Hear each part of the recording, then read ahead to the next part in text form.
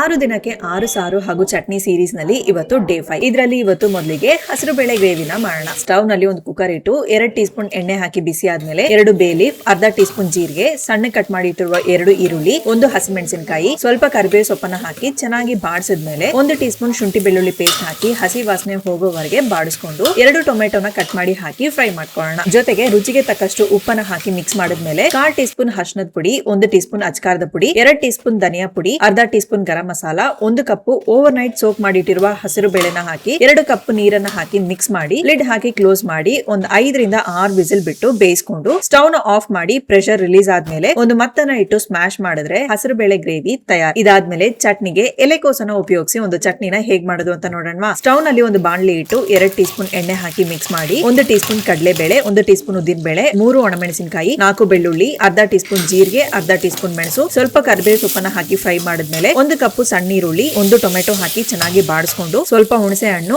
ಅರ್ಧ ಕಪ್ ತೆಂಗಿನಕಾಯಿ ತುರಿ, ಸ್ವಲ್ಪ ಕೊತ್ತಂಬರಿ ಸೊಪ್ಪು, ರುಚಿಗೆ ತಕ್ಕಷ್ಟು ಉಪ್ಪನ್ನ ಹಾಕಿ ಮಿಕ್ಸ್ ಮಾಡಿದ್ಮೇಲೆ ಅರ್ಧ ಭಾಗ ಬೇಯಿಸಿಟ್ಟಿರುವ 1 ಕಪ್ ಎಲೆಕೋಸನ್ನ ಹಾಕಿ ಮಿಕ್ಸ್ ಮಾಡಿ ಸ್ಟವ್ ನ ಆಫ್ ಮಾಡಿ ಬಿಸಿ ಆರಿದ್ಮೇಲೆ ಒಂದು ಮಿಕ್ಸಿ ಜಾರ್ಗೆ ಹಾಕಿ ರುಬ್ಬಿ ಒಂದು ಬೌಲ್ಗೆ ಹಾಕಿ ಒಗ್ಗರಣೆ ಹಾಕಿದ್ರೆ ಎಲೆಕೋಸಿನ ಚಟ್ನಿ ತಯಾರು. ಸೊ ಈ 2 ರೆಸಿಪಿನ ಖಂಡಿತ ಟ್ರೈ ಮಾಡಿ. ಹೇಗಿತ್ತು ಅಂತ ಕಮೆಂಟ್ ಬಾಕ್ಸ್ ನಲ್ಲಿ ಕಮೆಂಟ್ ಮಾಡಿ.